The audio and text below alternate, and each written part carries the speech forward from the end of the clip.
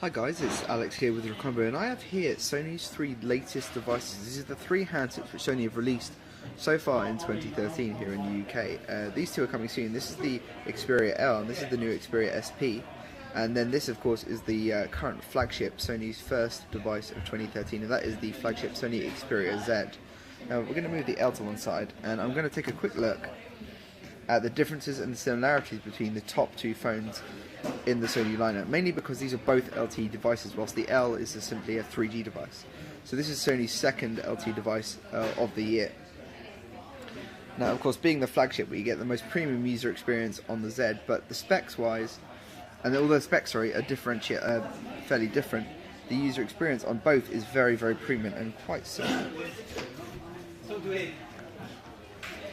So first of all, with the Xperia Z here, you can see we have a nice slick user experience. We have very minimalist Sony widgets. We have their main services in the form of Movies, Album, Walkman, Sony Select, and also if I scroll through the menu here, you can see Sony's.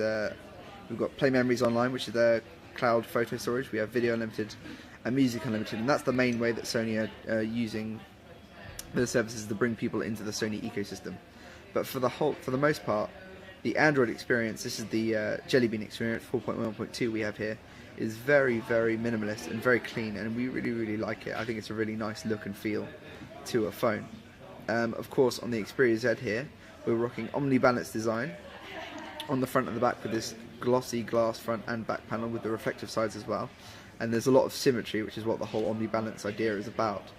The front, as you just saw, is a 5-inch full HD display. This is the first full HD display phone from Sony, and it is absolutely stunning.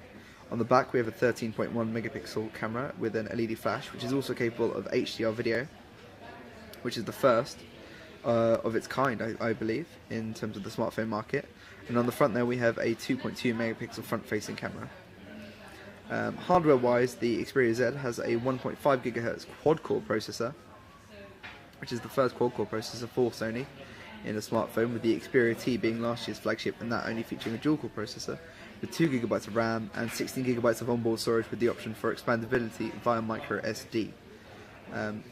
Now, if I jump to the Xperia SP, we again have this really nice build quality. It has got elements of omni-balance to it, but it's kind of an amalgamation of omni-balance and last year's Xperia S flagship phone. I say that mainly because of this clear element down the bottom here, which actually is completely see-through. You can see right through the phone. And what it does is it lights up different colours depending on the notification that the phone is trying to alert you for, which is a really nice feature that the Z actually doesn't feature. Just move that up there.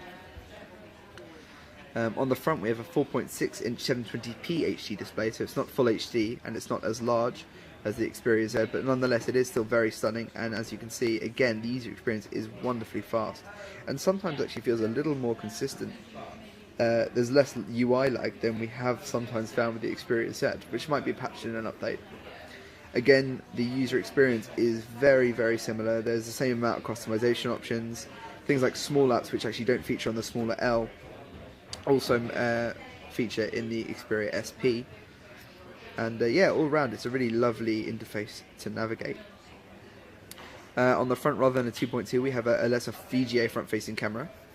And on the back we have an 8 megapixel camera, which is capable of full HD video but doesn't have the same HDR function that we have on the Xperia Z.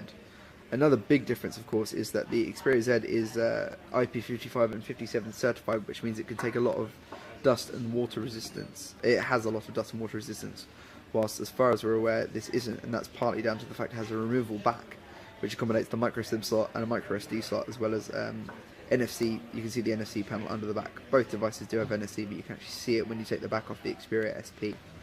The user experience, if I just jump back quickly, is equally snappy, even though we're running a 1.7 GHz dual-core processor here to a 1.5 GHz quad-core here, and also there's half the amount of RAM. There's only 1 GB of RAM here, and there's 8 GB of internal storage. So there's half the amount of storage, half the amount of RAM, and a slower processor, but nonetheless it still feels like an extremely premium phone, and actually weighs up quite well against the new flagship.